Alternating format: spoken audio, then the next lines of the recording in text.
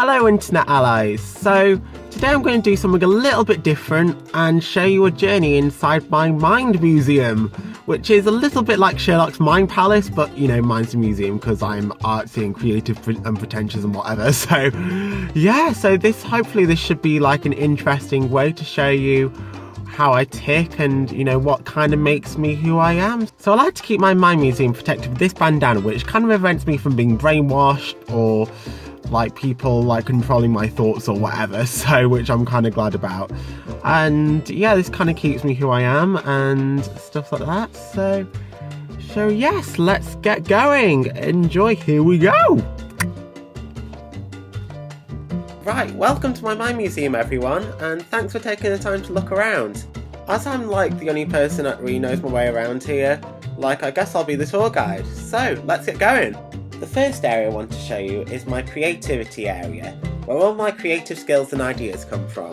As you can see, it can get a bit cluttered and messy around here, but I suppose this is because I'm quite a messy person when I'm doing creative work and pretty much anything else really. But anyway, this is where all my creative ideas come from, whether they're for new videos, drawings, crafts, digital media, or really anything else that I can think of. However, as this area can get a little overcrowded, I often have to record some of my creative ideas in a notebook so I don't forget them. The clutter in this area can also make my creative process a little bit slow sometimes. I really need to tidy this area soon, but this may also explain why I often end up procrastinating and daydreaming and visiting other areas of my Mind Museum. There's also the issue of the creativity monster I may have created when I ran my own art therapy sessions, so it might be a good idea to move on to the next area now.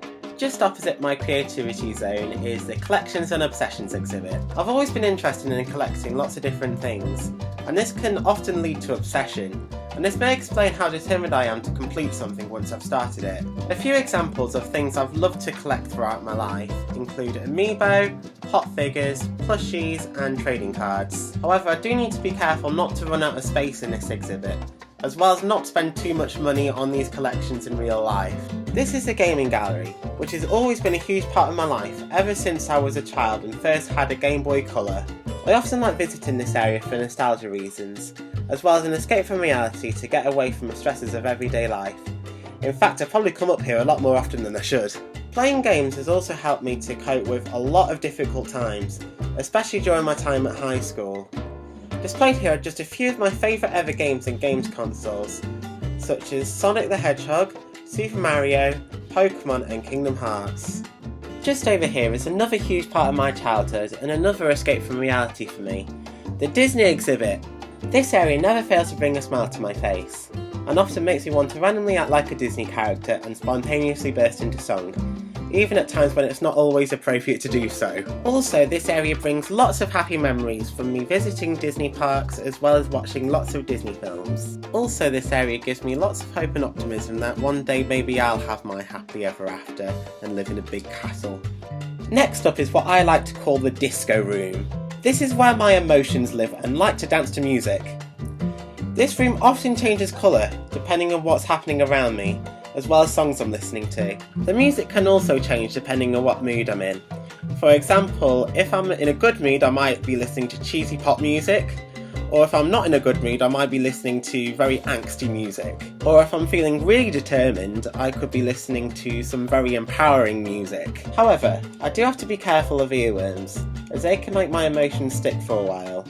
This can be either a good thing or a bad thing, depending on what mood I'm in and if it's a song I like or not. Here is one of the most important parts of my Mind Museum, which is the hall of my favourite memories, such as holidays, birthdays, fun days out and special times with my friends and family. This has always been a very precious and busy part of my Mind Museum, and has always been developed with each experience. I actually need to add some of my favourite memories from this year to the Hall of Memories, and I'm looking forward to adding some more memories here in the future. However, with all these great memories, there are also some that I consider to be a little bit embarrassing, which tend to linger around here. Some of these embarrassing moments include the time when I left the boot open when I was driving, like all the times I've knocked stuff over or dropped stuff, and getting my drone stuck in a tree. And don't get me started on how socially awkward I am. Speaking of how socially awkward I am, I even have an exhibit of things I really want to improve on. This definitely has my social skills in there, as well as my editing, filming, sleeping and cooking, as well as many other things. Might explain why I'm so clumsy and say sorry all the time. And that is the end of my My Museum tour.